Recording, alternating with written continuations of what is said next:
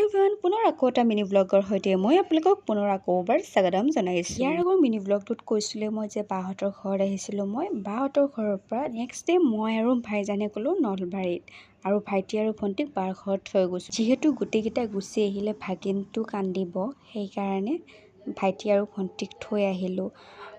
সিহঁতক next day ঘৰত যাব গৈছোঁ। ভাইজান আৰু মই নলবাৰীলৈ আহিলোঁ। নলবাৰীত আমাৰ ঘৰ আৰু লগতে মাহী আৰু মামাহঁতৰ ঘৰ। আমি গ'লোঁ মাহীহঁতৰ ঘৰলৈ। মাহীহঁতৰ ঘৰ গৈ পাওঁতে ৰাতি হ'ল। ৰাতি ধুনীয়াকৈ ভাত পানী খাই শুই দিলোঁ। তাৰ নেক্সট ডে মৰ্ণিং আটায়ে মোক মধুৰিআম দিলে।